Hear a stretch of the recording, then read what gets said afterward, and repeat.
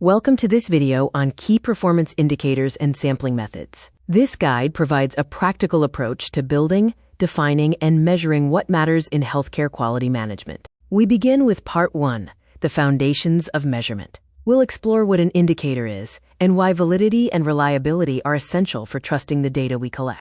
An indicator is a measure that quantifies dimensions of healthcare structures, processes, or outcomes. It transforms abstract concepts like quality into trackable numbers, making performance visible and actionable. Validity ensures we are measuring the right thing, while reliability ensures we get consistent results on repeat measurements. Both are required for a useful, high-quality indicator. Be aware of 3 common roadblocks: measurement feeling threatening to staff, an excessive desire for precision that hampers progress, and treating performance standards as ceilings rather than goals. Moving to Part 2, selecting and developing indicators. This section covers the journey from choosing what to measure to the 5-step lifecycle that turns data into meaningful action. When selecting indicators, prioritize high-risk, high-volume, high-cost, or problem-prone areas. The process flows from identifying an aspect of care to defining the specific dimension and measurement.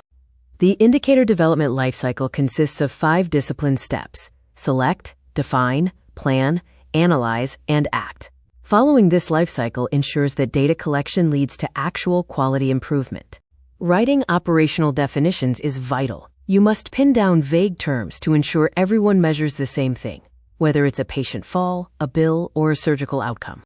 A well-built indicator includes a numerator for events, a denominator for opportunities, clearly defined targets, and established sources and ownership for data collection. Aim for a balanced set of the, quote, vital few indicators. Overloading your system creates noise. Focus on broad coverage across services rather than a long, unmanageable list. The JCAHO framework identifies 9 dimensions of performance. Use these to check the coverage of your indicator set and ensure you have a balanced view of quality. Donabedian's model is a classic framework evaluating quality across 3 levels: structure, process, and outcome. Each level suggests different, yet linked, families of indicators. Beyond standard rate-based indicators, sentinel-events track single occurrences. For these, even a single event should trigger a root cause analysis, as one incident is one too many.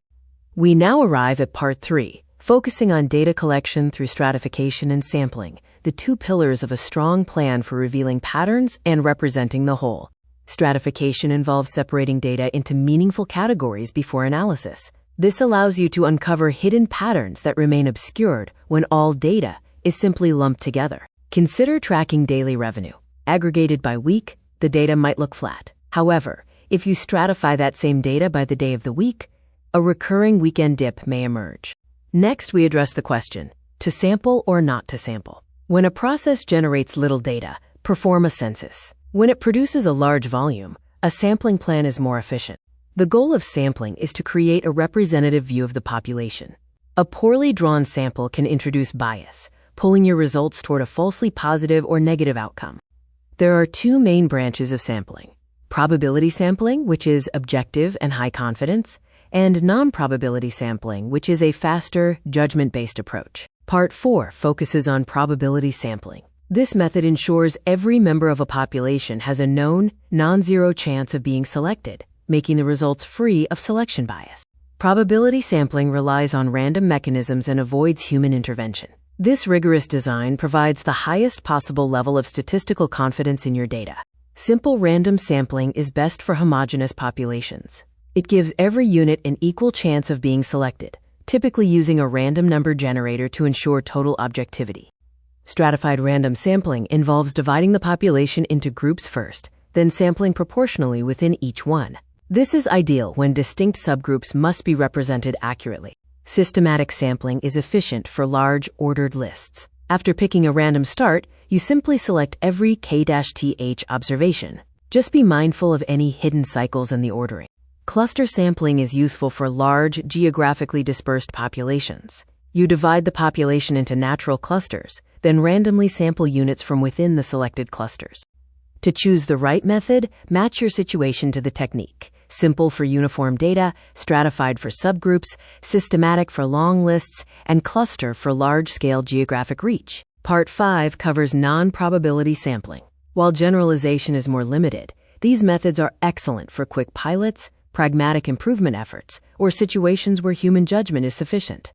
Use non-probability sampling when the question doesn't require a strict statistical guarantee, or when you simply need a quick, good enough sample for a local improvement project. The 3 common non-probability methods are convenience, where you take what is available, quota, filling fixed targets per group, and judgment, relying on expert selection to represent data. Convenience sampling or accidental sampling involves choosing observations that are easy to access, like a man-on-the-street interview. Snowball sampling is a useful variant where subjects refer new participants, helping a sample grow organically over time. Quota sampling acts as the non-random version of stratified sampling.